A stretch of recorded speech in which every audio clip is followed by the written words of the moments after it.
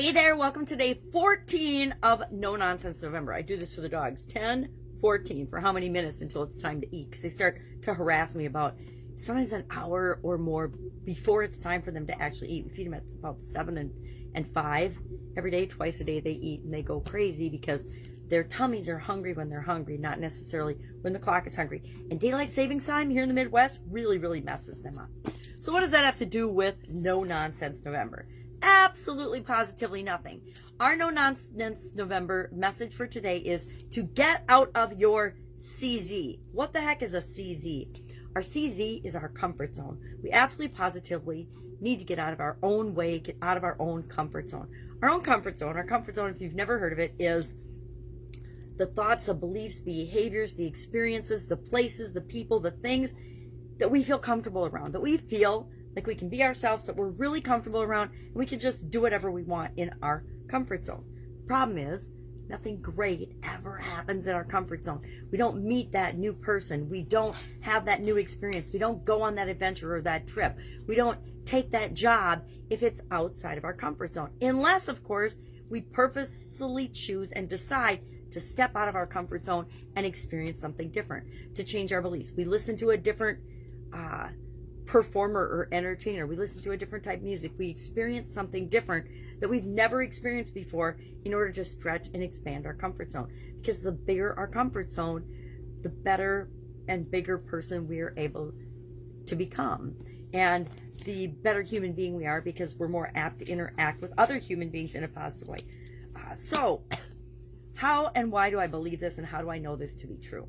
In 2018 and 2017, after my divorce, I decided I was going to come online and figure out this online internet world. I'd been involved in the offline world and businesses and corporate America for decades, both decades in corporate America and over decades in just different businesses in the offline world, 27 different industries offline, before I decided in 2017, after my divorce, to come online and figure out what the internet was all about.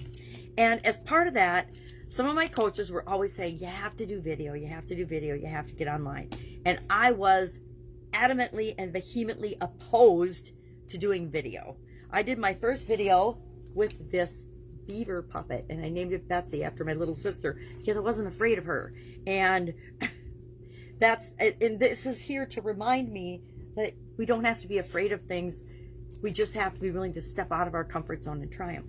So part of what I did in 2018 was I decided, I had this little journal book called Do One Thing Every Day That Scares You. And it's about stretching your comfort zone. I bought a copy for me and a copy for a friend of mine in, probably 2014 or so, 2013, when we were involved in a network marketing company together. Story for another day, network marketing and me. But we were both afraid to follow the process that they were teaching us to use, and not super afraid, but just it didn't feel right or in alignment with us. And so I thought, well, why don't we do this little journal book together where we stretch our comfort zone and we find ways to be comfortable with things that normally make us a little uncomfortable. Now, we have a comfort zone for a reason. We have things that make us feel uncomfortable for a reason, because our subconscious and our brain is wired to keep us safe. And we're safe in our comfort zone. Our brain, our subconscious, and our conscious know we're safe in our comfort zone. And if we stay in that little bubble, that we'll be okay. We've survived this many days so far. So as long as we stay in this little norm of behavior and do things we've done before, whether they're good for us or not, we will still survive and be okay. Well, I decided in 2018, starting on the 1st or so, that I was going to do this. I committed to doing this every day. And I figured there were probably about a year's worth of challenges in here. So I made this an annual challenge, a year-long challenge to myself to get online, do a video, and share whatever the message was for the day. And you can see this book is beat up. I mean, I did this book and lived this book. I mean, I actually really put my heart into doing this because I wanted the outcome. I wanted to expand my comfort zone. I wanted to feel comfortable doing videos no matter what the topic. So in 2018, I did the annual challenge to do one thing every day that scares me, to stretch my comfort zone. Those are actually available on I believe, Pajama Grandma Facebook page. If you want to go back and see some of those, which I'm not inviting you to do that because they're probably very scary. I personally have not gone back and watched them. Every once in a while, Facebook will feed me up one and I'll be brave enough to take and watch a few minutes of it. And I'm like, oh my goodness. And that's how we all feel about our voices and our appearance, no matter what. Every single one of us. I don't care how famous you are or how awesome you are.